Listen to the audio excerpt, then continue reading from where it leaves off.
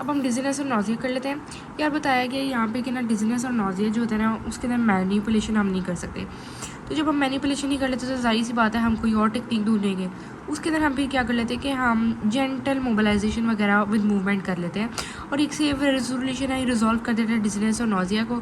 और इसके अंदर जो है हम वो है कि नेक की मूवमेंट कराते हैं और सबसे ज़्यादा वो नेक को मूव कराते हैं और सिम्टम्स जो है ना वो कम हो जाते हैं।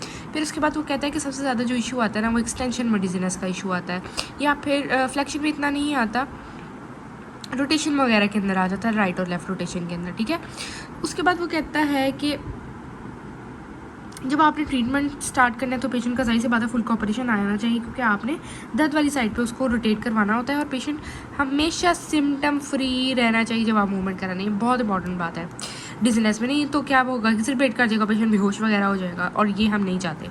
उसके बाद डिजीनेस स्नैक को बहुत सिंपली डिफाइन किया गया है। सबसे पहले क्या करना है कि अगर आपको इशू है जी C2 के अंदर, C2 के स्पाइनस प्रोसेस के अंदर, दोनों अंगूठे C2 के स्पाइनस प्रोसेस में रख कर आपने पेशेंट को कहना है कि पीछे तरफ एक्सटेंड करे। ठीक है, और अगर उसको इम्प्रूवमेंट आ गई है और आपने सस्टेन रखना चाहिए बात है जब तक वो स्टार्टिंग पोजीशन में नहीं आ जाता, वही रिपीटेड बातें हैं 2 दफ़ा कर देना है। और अगर पेशेंट डिजीनेस के बगैर कर ले तो जाहिर सी बात है कि उसको ये इम्प्रूव किया और एक दिन में एक ही करना होता है ये।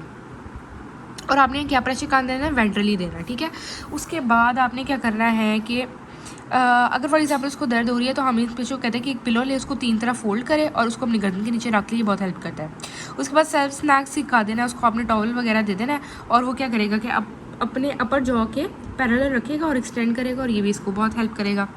ठीक है, उसके बाद और एंड पे ये ऊपर ठीक है। उसके बाद वो कहता है कि एक और टेक्निक है कि रोटेशन गिल्डीनेस को कैसे ठीक करना है।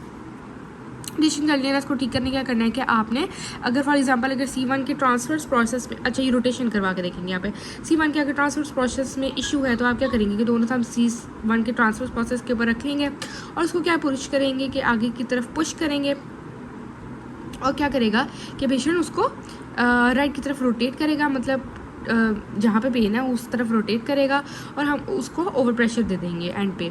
ठीक है, ये क्या करेगा कि आपकी डिजीनेस वगैरह को कम करेगा। इसके अंदर यही वो बताया कि आपने रीइंफोर्स कर लेना है, प्लेस कर लेना है। फॉर एग्जांपल आपको यहाँ पे C1 में पेन है तो आपने C1 के राइट साइड पे पेन है तो आपने दोनों फिंगर C1 के राइट साइड पे रख लेनी है। ईयर लॉक को देख के C1 को हम ढूंढते हैं और फिर उसके किधर रखनी है, उसके ऊपर।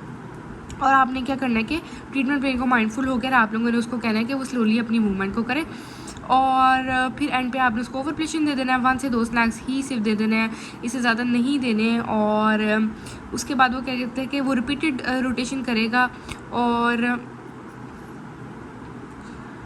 ये हम लेफ़्ट साइड पे भी रिपीट कर सकते हैं। ठीक है, इसके साथ क्या होएगा कि अगर पहला सक्सेसफुल नहीं हुआ ना, अगर यहाँ पे कोई फ़र्क नहीं पड़ा तो इधर वाली साइड पे भी करवा सकते हैं, बस यही बात लिखी है।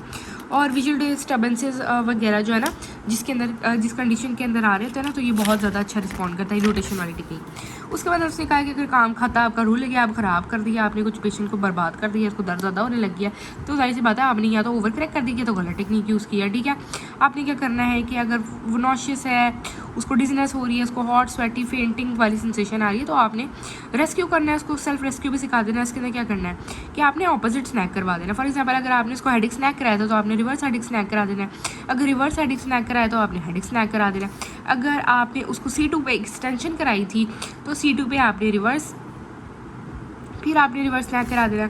अगर आपने C1 पे रोटेशन कराई थी लेफ्ट साइड पे, फॉर एग्जांपल C1 पे स्नैक की रोटेशन कराई थी लेफ्ट साइड पे तो आपने C1 की रोटेशन करा देनी है राइट साइड पे, और अगर राइट पे कराई थी तो फिर लेफ्ट पे करा देनी है। बस आपने जो भी किया था उसको रिवर्स कर देना है। फिर बात ये है कि एक दिन पे एक करना है, एक से कम करना है और अपने आप को मतलब इसको बहुत ज़्यादा नहीं करना होता।